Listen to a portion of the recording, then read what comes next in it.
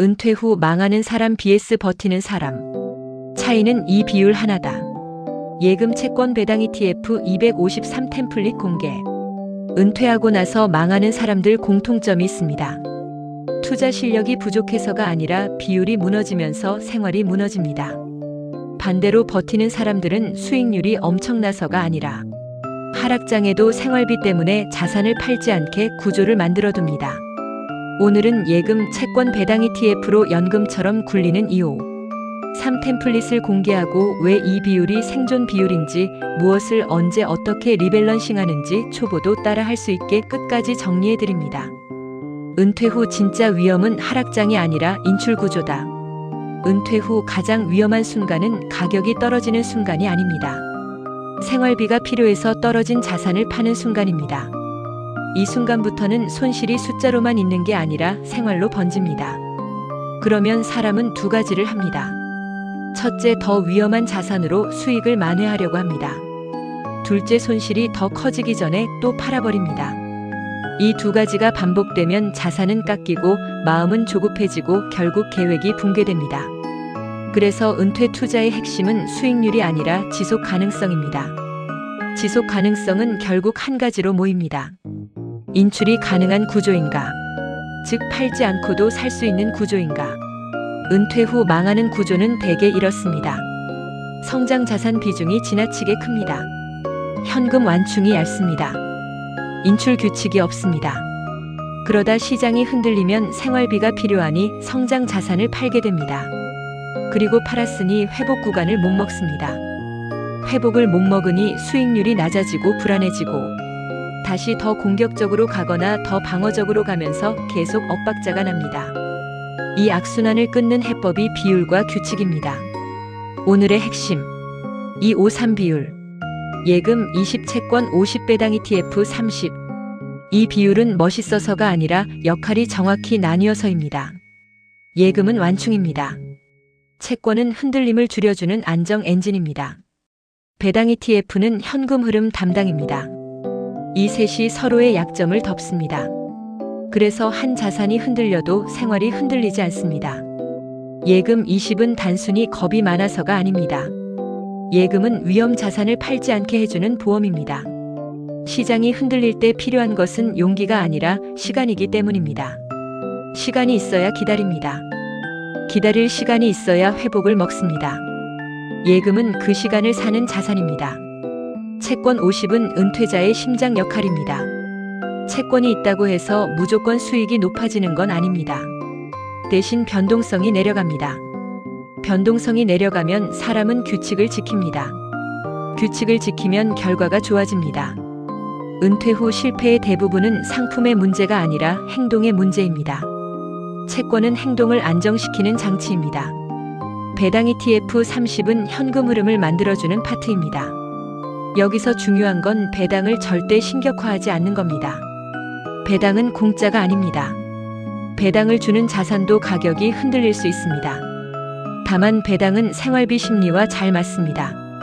숫자가 찍히는 순간 마음이 안정됩니다. 그래서 배당은 은퇴 전략에서 효과가 큽니다. 단 배당이란 이유로 비중을 과도하게 키우면 변동성도 같이 커질 수 있습니다.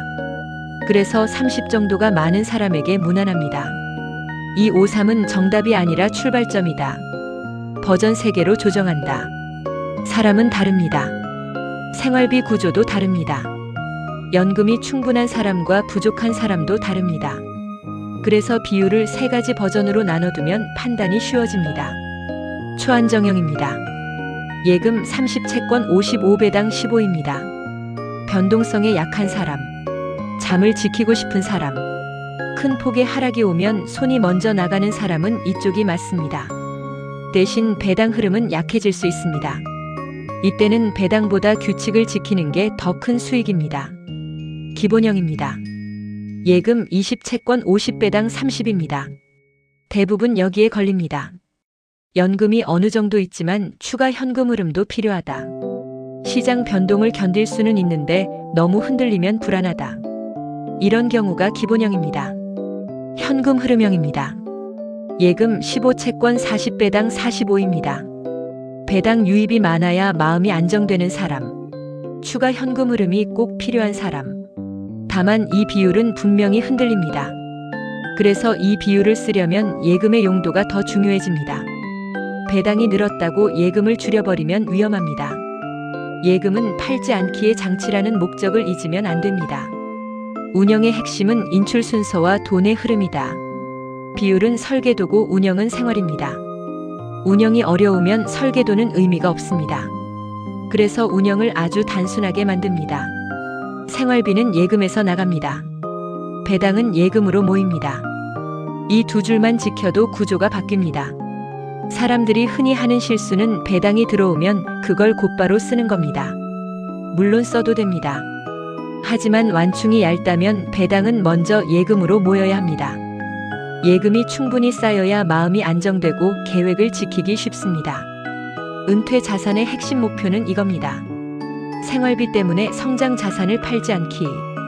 이 목표에 맞게 돈이 흐르게 만들어야 합니다. 또 하나의 실수는 예금을 투자 성과에 따라 들쑥날쑥하게 만드는 겁니다. 예금은 수익률로 평가하지 말고 안전거리로 평가해야 합니다. 예금은 내가 실수해도 버틸 수 있는 거리입니다. 그 거리가 짧으면 작은 하락에도 계획이 꺾입니다. 리밸런싱은 불안해서 하는 게 아니라 규칙을 지키기 위해 한다. 리밸런싱을 감으로 하면 망합니다. 두려워서 팔고 욕심나서 사는 게 리밸런싱이 아니라 감정 매매입니다. 리밸런싱은 비율을 되돌리는 기술입니다. 그래서 기준을 정합니다. 기준이 없으면 리밸런싱이 아니라 흔들리는 겁니다. 가장 간단한 기준은 이것입니다. 비중이 목표에서 벗어나면 다시 맞춘다. 예금이 줄었다면 채권에서 일부 옮겨 채운다. 배당 ETF가 올라서 비중이 커졌다면 일부를 줄이고 예금이나 채권으로 옮긴다. 반대로 배당 ETF가 떨어져서 비중이 작아졌다면 예금이나 채권에서 조금 옮겨 균형을 맞춘다. 중요한 건 방향이 아니라 원칙입니다. 원칙이 있으면 시장이 뭐가 오든 같은 행동을 합니다. 같은 행동이 반복되면 결과가 안정됩니다. 리밸런싱은 수익률을 극대화하기보다 파산 확률을 줄이는 데 더 가깝습니다. 은퇴 후에는 이게 훨씬 중요합니다. 사람들이 채권을 싫어하는 이유와 은퇴자에게 채권이 필요한 이유. 채권을 싫어하는 이유는 이해합니다. 재미가 없습니다. 주식처럼 드라마가 없습니다. 상승장에서 소외감을 줍니다. 하지만 은퇴자에게 투자는 엔터테인먼트가 아닙니다. 생활입니다. 채권이 주는 가장 큰 가치는 수익이 아니라 행동을 지켜주는 힘입니다. 채권이 있으면 하락장에서 전체 계좌가 덜 무너집니다. 그러면 사람은 덜 공포를 느낍니다. 덜 공포를 느끼면 팔지 않기가 가능합니다.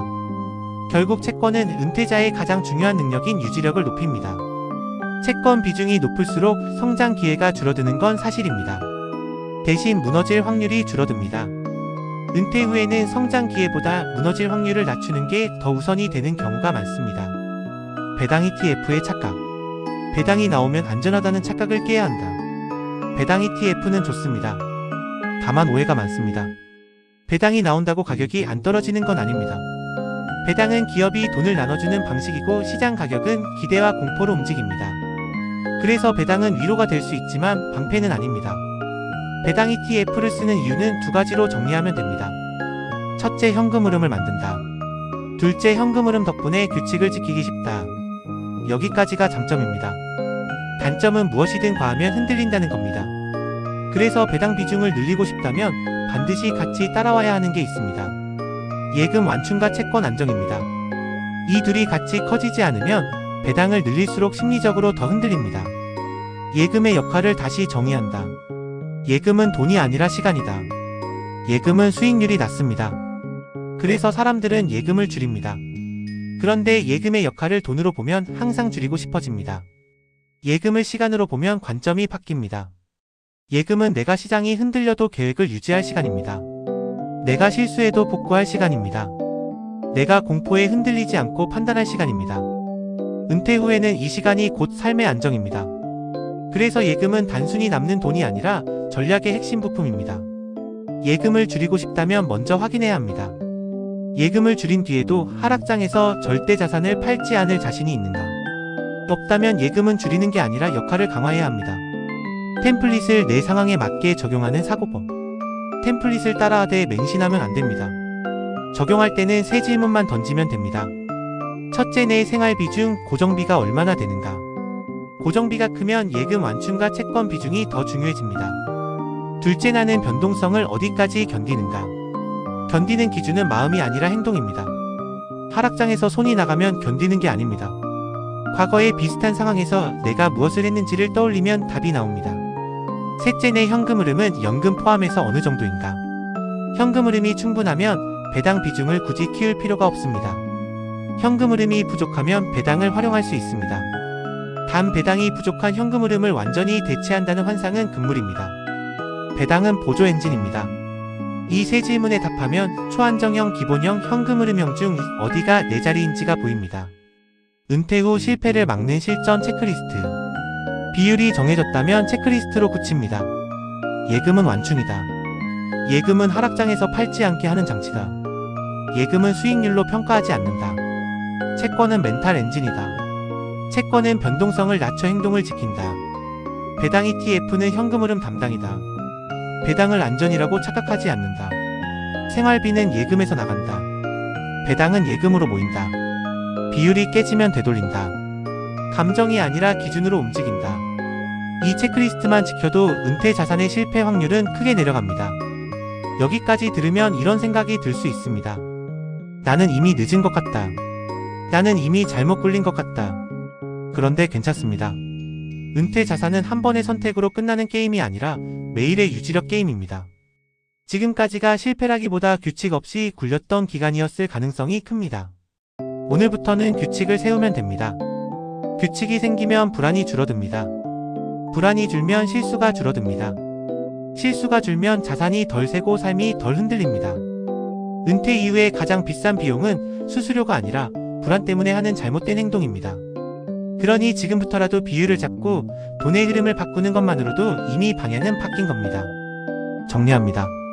은퇴 후 망하는 사람과 버티는 사람의 차이는 수익률이 아니라 인출 구조이고, 그 구조를 만드는 가장 쉬운 방법이 비율입니다. 기본 템플릿은 예금 20, 채권 50, 배당 ETF 30입니다.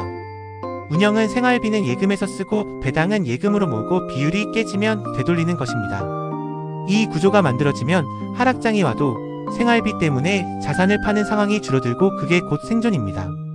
댓글에 초안정형, 기본형, 현금 흐름형 중 본인 스타일을 적어주시고 월 생활비가 어느 정도인지도 같이 남겨주세요.